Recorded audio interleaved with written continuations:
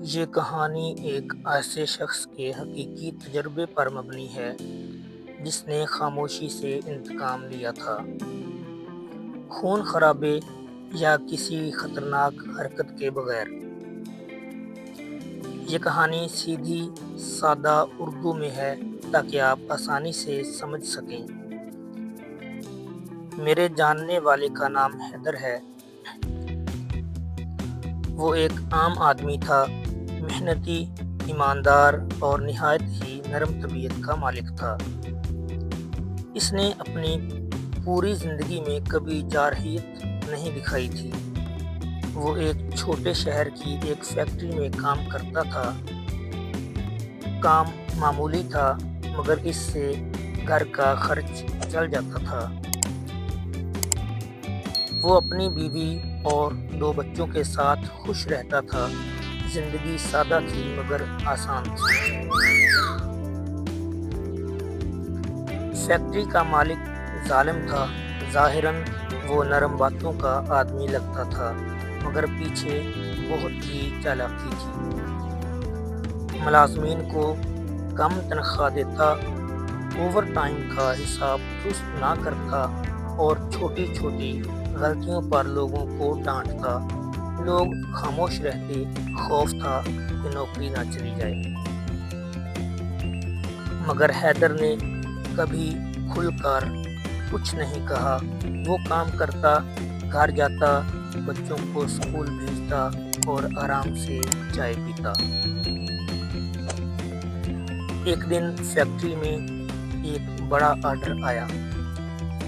مالک نے کہا کہ پیسہ مل جائے گا تو بونس بھی دوں گا۔ سب خوش ہو گئے۔ کام رات دن ہو گیا۔ حیدر نے بھی بہت محنت کی لیکن جب پیسے آئے تو مالک نے بونس دینے سے انکار کر دیا۔ اس نے بہانوں سے کام لیا، کہا کہ کل دفتری مسئلہ ہے۔ پھر ہفتہ ہوا، مہینہ ہوا مگر بونس نہ ملا۔ سب میں بے چینی پھیل گئی تھی۔ کئی ملازمین نے جا کر بونس مانگا۔ مالک جھٹ سے جواب دیتا، میں تمہارے بھلے کے لیے سمجھ رہا ہوں، پیسے ابھی تک نہیں ملے۔ مگر اصل وجہ یہ تھی کہ مالک نے پیسے اپنی ذاتی جیب میں ڈال لیے تھے۔ اس نے کمپنی کے ریکارڈ میں جھوٹ لکھوا دیا۔ کچھ لوگ ڈرے، کچھ غصے میں آ گئے مگر ظاہراً کوئی ثبوت نہ تھا۔ مالک کے پاس ہر چیز کا کنٹرول تھا۔ حیدر دل سے ٹوٹ گیا۔ اسے احساس ہوا کہ وہ دھوکہ کھا گیا ہے۔ اس کا سر چلتا رہا کہ جائز بات کہے مگر کیا فائدہ۔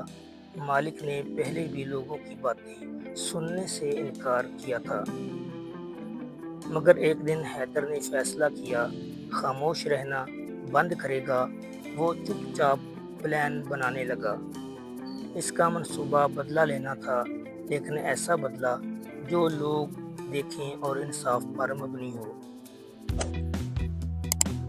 سب سے پہلی چیز وہ تھی کہ ثبوت جمع کرے۔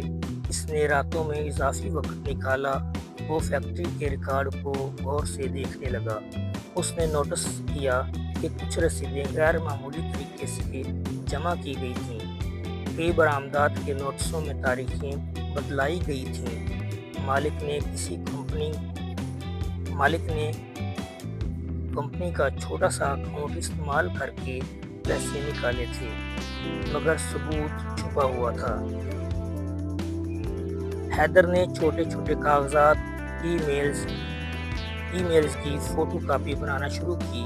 اس نے اپنے دوست عتیق سے مدد لی اور جو اکاؤنٹنٹ تھا۔ عتیق نے کہا اگر درست ثبوت ہوں تو یہ بڑی بات بن سکتی ہے مگر اسے چالاکی سے کام کرنا ہوگا تاکہ مالک کسی بھی ثبوت کو ختم نہ کر سکے۔ دوسرا قدم تھا لوگوں کو اکٹھا کرنا۔ حیدر نے سب کے سامنے براہ راست الزام نہیں لگایا تھا۔ اس نے ملاقاتیں کی، چائے پر ملازمین سے باتیں کی۔ وہ نرم لہجہ رکھتا مگر باتیں سیدھی کرتا۔ اس نے ان سے کہا کہ اگر ہم سب حق مانگیں تو مالک دباؤ میں آئے گا۔ آہستہ آہستہ کئی لوگ شامل ہو گئے۔ سب نے عہد کیا کہ جب مناسب وقت آئے گا تو وہ سامنے بھی آئیں گے، مگر سب نے ایک شرط رکھی، ثبوت ہونا ضروری ہے۔ وقت گزرا، حیدر نے دن رات محنت کی۔ اس نے فیکٹری کے پرانے کمپیوٹر کی ہارڈ ڈرائیو میں بھی کچھ فائلیں نکال لیں۔ وہ رات کو گھر جا کر چھپا کر کام کرتا۔ اس کی بیوی پہلے چونک کر دیکھتی، پھر تسلی دیتی۔ بچوں کو وہ اکثر کہانی سناتا تھا تاکہ وہ جلدی سو جائیں۔ ایک دن اسے بڑا ثبوت ملا۔ مالک نے ایک بیرون ملک کمپنی کو پیسے بھیجے تھے۔ وہ پیسے اس کے ذاتی اکاؤنٹ کے ذریعے نہیں بلکہ کمپنی کے اکاؤنٹ سے منتقل ہوئے تھے۔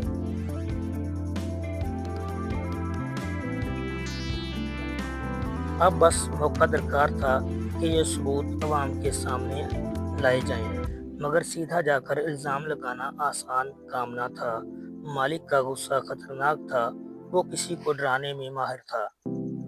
اس لیے حیدر نے منصوبہ 2 حصوں میں تقسیم کیا۔ پہلا حصہ تھا مقامی اخبار اور خبریں اس معاملے کو اٹھائیں۔ دوسرا حصہ تھا کہ قانونی راستہ اختیار کیا جائے، مگر مالک نے لوگوں کو پیسے دے کر اپنا اثر بنایا ہوا تھا۔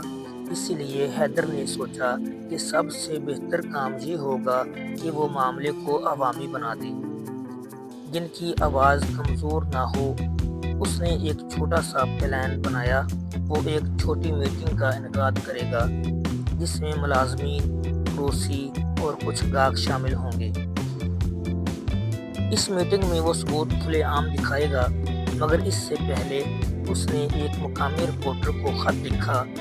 اس نے خط میں حقیقتیں سیدھی اور صاف لکھی۔ خط کے ساتھ اس نے چند فوٹو کاپیاں بھی بھیجیں جو اس نے جمع کی تھی۔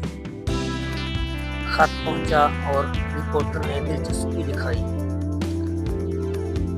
رپورٹر نے کہا کہ وہ خاموش نہیں رہ سکتا۔ اس نے فیکٹری کی جانچ پڑتال شروع کی۔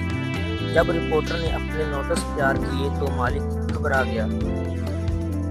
اس نے ان کو رشوت دینے کی کوشش کی، مگر رپورٹر نے ٹھکرا دی۔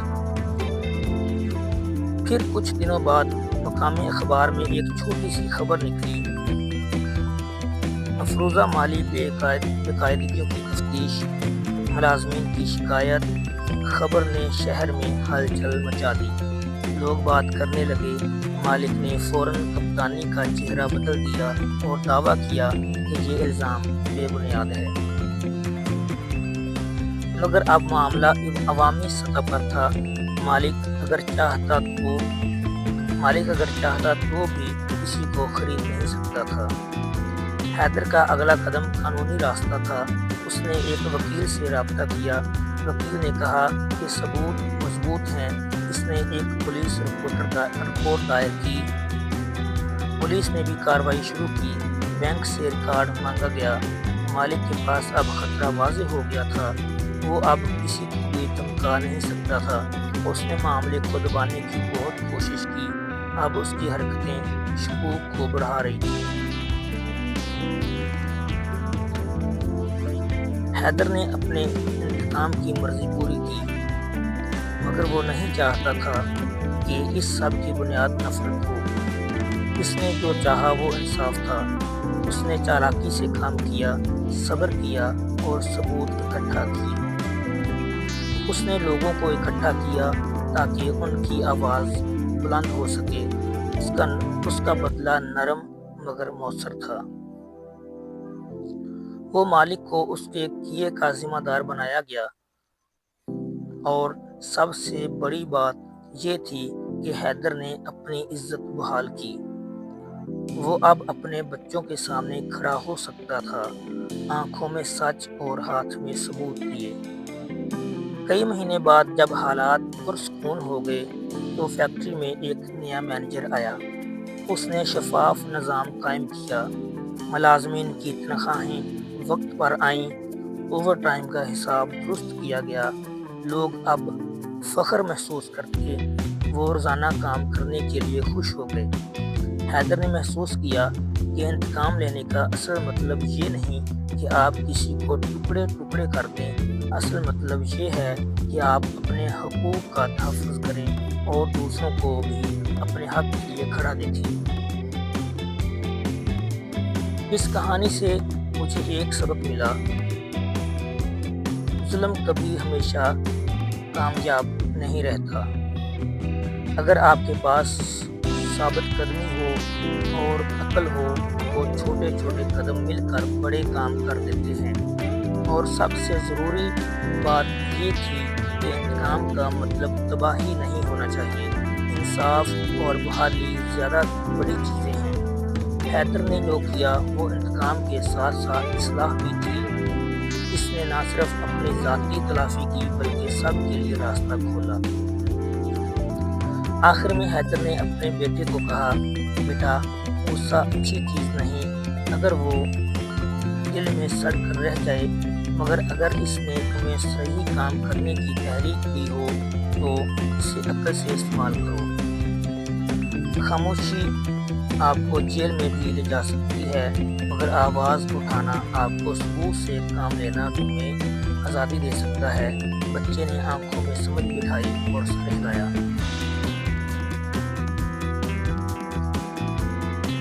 یہ کہانی سادہ الفاظ میں اتنی ہی ہے، ایک عام